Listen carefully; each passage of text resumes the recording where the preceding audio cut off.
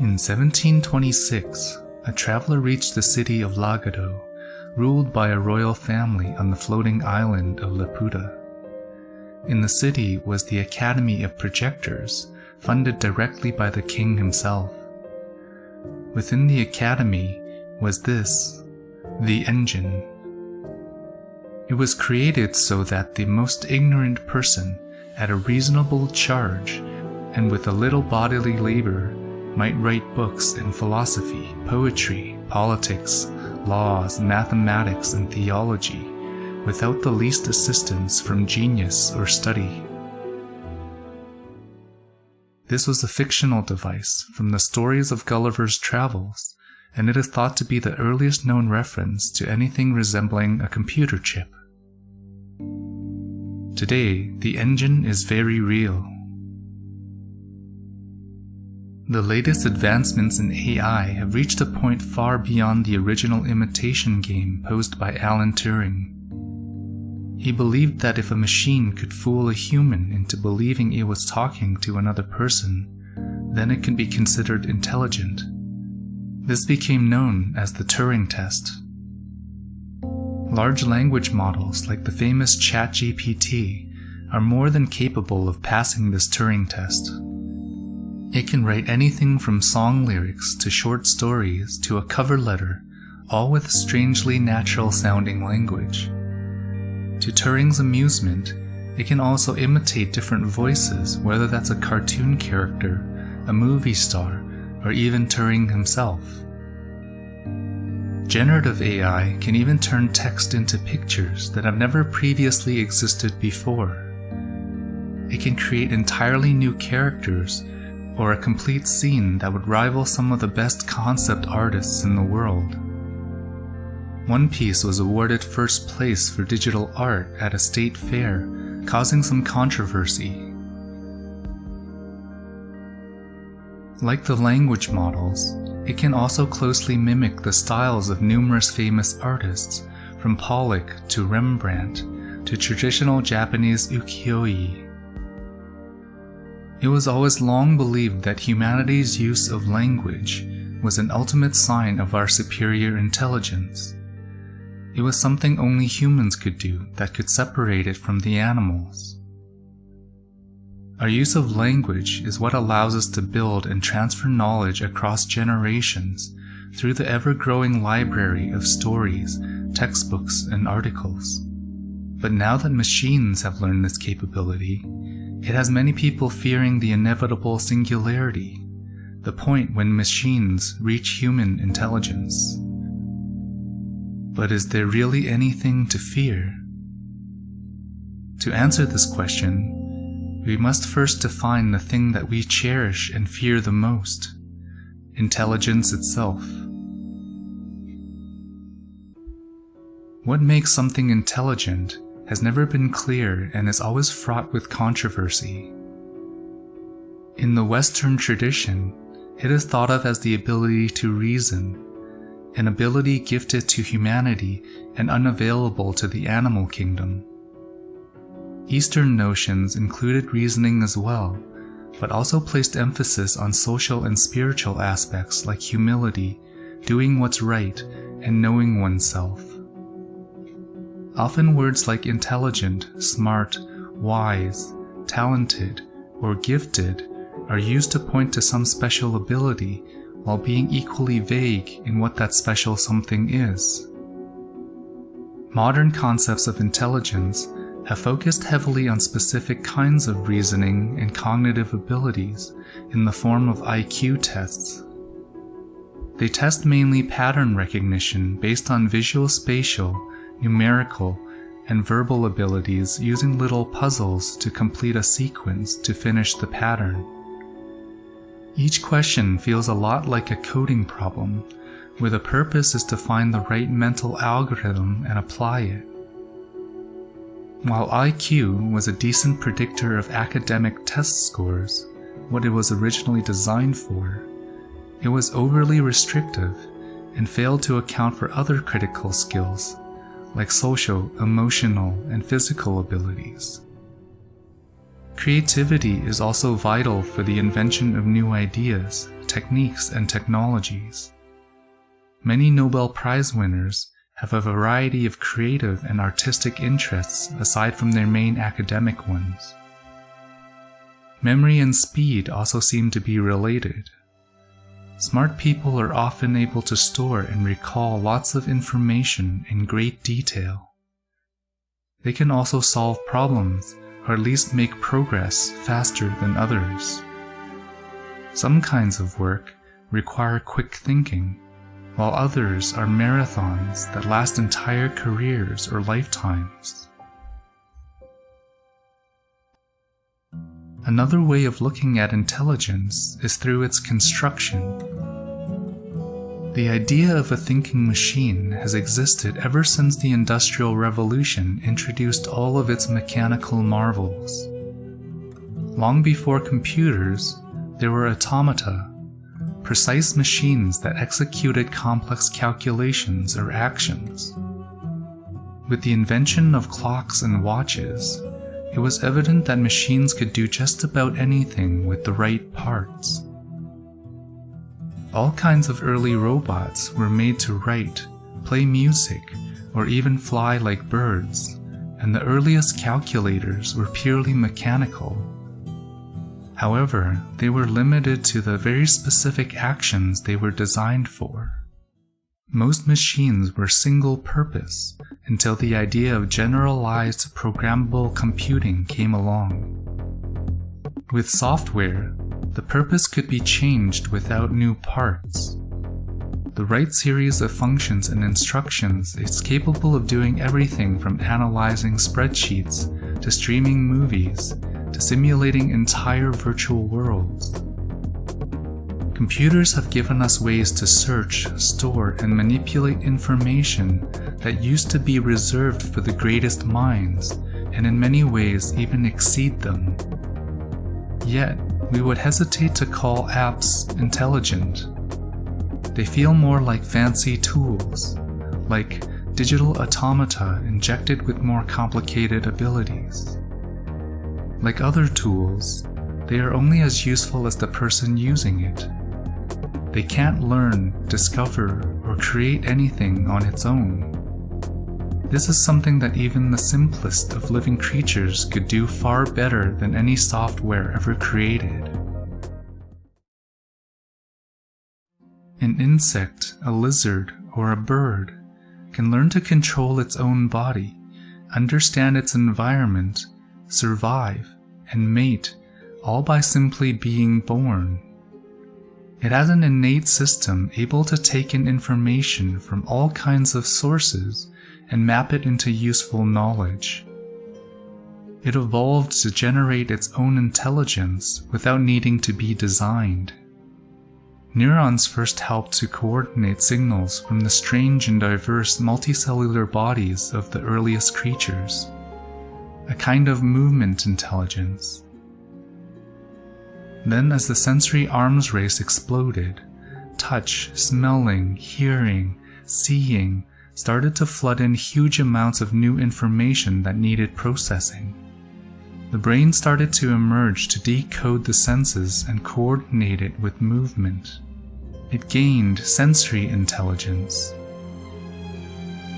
This gave rise to a group of brainy creatures that interacted and coordinated their collective behavior.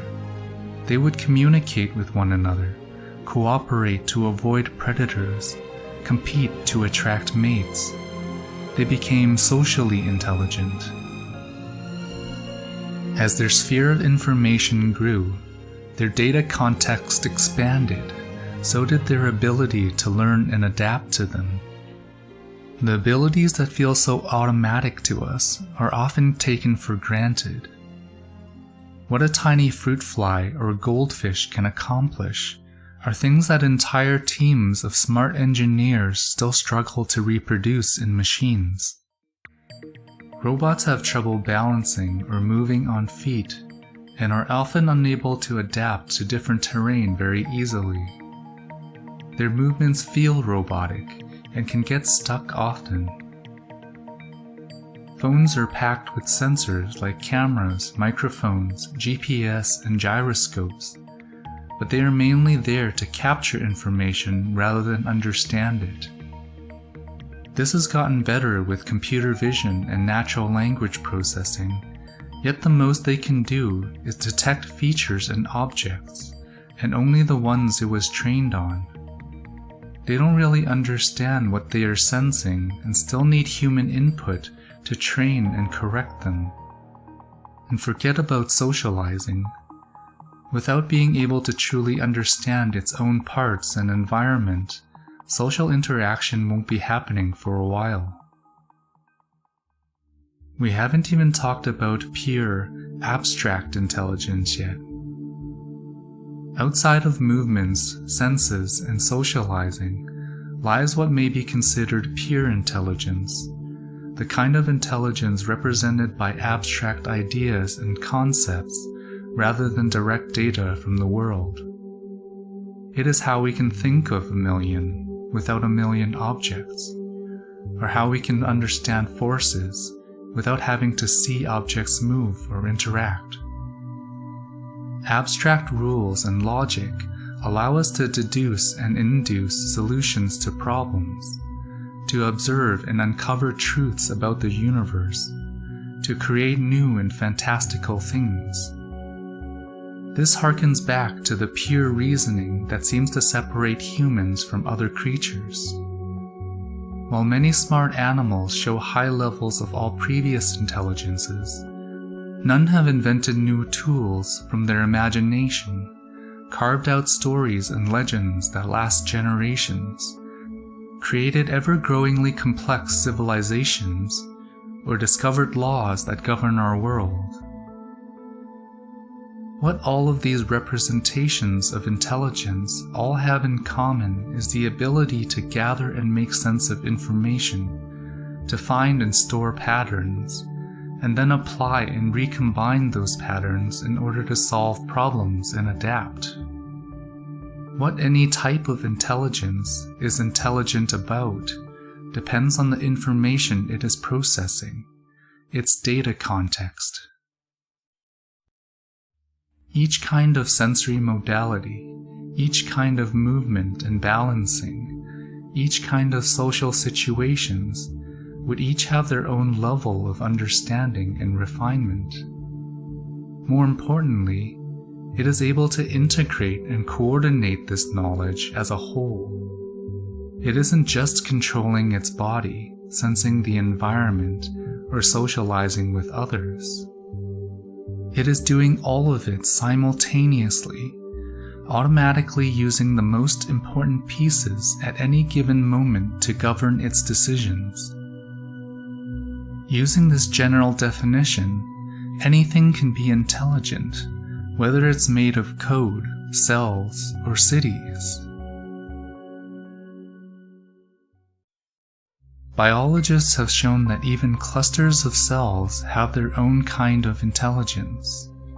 Slime molds, when placed in a dish with different food sources, are able to find and connect itself using the most efficiently placed paths.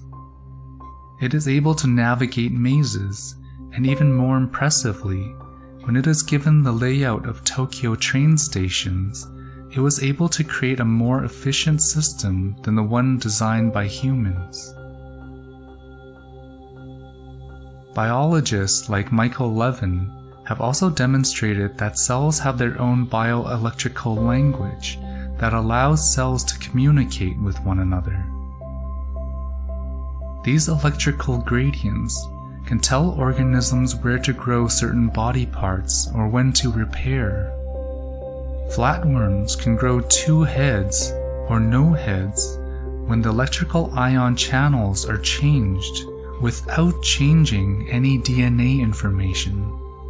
What matters isn't the proteins encoded by genes, but how genes are triggered when cells talk with one another through their cellular communication.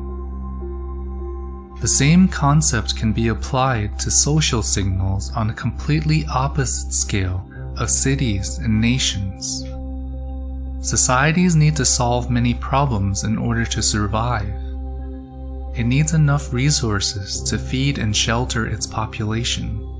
It needs rules and rules to gather and distribute those resources, and it needs a system to enforce those rules. How a city develops and grows depends on how work is organized, the flow of money, and the governing bodies that manage that work. And when the underlying rules and laws no longer sustain the well-being of the population, the people tend to organize and challenge the system to rewrite those rules. Going back to our original question, is AI something we should fear? Are they really intelligent? Artificial intelligence has come a long way, especially compared to the dream of the engine and mechanical automata. They have thoroughly destroyed Turing's imitation game and will undoubtedly change the world we live in. Yet they still have a long way to go before they have any chance of competing with living intelligence. They may never even get there. AI are inherently limited to the digital domains that they are trained on. For large language models like ChatGPT, their world is made up of text and characters. While they give a convincing representation of writing that can rival or exceed real people, they have no concept of what any of the words actually mean. They learn language without ever seeing what they refer to, knowing what it feels like, what it smells like, its weight, size, or anything at all. They are confined to a dark virtual prison of language data that has no association to the outside world. Other impressive AI, like AlphaGo or AlphaFold, similarly live in their own prisons of a game and proteins. Self-driving cars do have this awareness of the world, yet it is limited to the narrow functionality of driving. Its vision is tuned to detect only the things relevant to driving, like roads, signs, and other people and cars. Its movement is undoubtedly advanced and intelligent. It is also making decisions in real time by integrating its vision with its controls. But that is the extent of what it can learn and do. It can't teach ChatGPT more about the world, or Midjourney how to drive within it. It doesn't know or care about the passengers inside or outside of it. To create a frighteningly intelligent AI, the kind to challenge humanity, it would have to live and breathe the world around it. It would have to be immersed in reality to give its knowledge any real meaning, to give it some ground truth. It would have to be able to combine and integrate multiple kinds of intelligences together, to move, to explore, to understand high-level abstract concepts in real time. It can't be confined to just text data, or driving data, or vision data. It needs more than one prompt at a time, one purpose at a time. In a sense, it has to live and learn from the world at its own accord. And this would need a huge amount of computational power that may not even be possible. While it isn't certain what the processing power of the human brain really is, it is likely far more than we can imagine. Every generation imagines distant futures. They dream where their technology will take them. With Gulliver, it was the engine. With the Industrial Revolution, it was mechanical automata. During the space race, people dreamt of flying cars, moon bases, and another life on Mars. Every time we imagine the future, we take the technology far beyond the limits we have yet to discover. It turns out going to space is extremely hard and expensive. Most people probably shouldn't fly anything, and teaching machines to move and learn is incredibly difficult. As much as computers have changed the world, they too have their limits. AIs will likely change how we interact with machines forever. We will ask them questions, play and create with them, and use them to assist us in all kinds of new ways. But we also may never have a proper conversation with them. They may never understand us, or gain any real understanding outside of the virtual realm. They may help discover new cures, create metamaterials, and solve century-old problems, yet never understand what it's doing. We may get the AI moon landing, but never get to Mars. For now, we can continue to marvel at all the dreams and nightmares of artificial intelligence. We can speculate at what may come and imagine new possibilities, because that is what our intelligence allows us to do.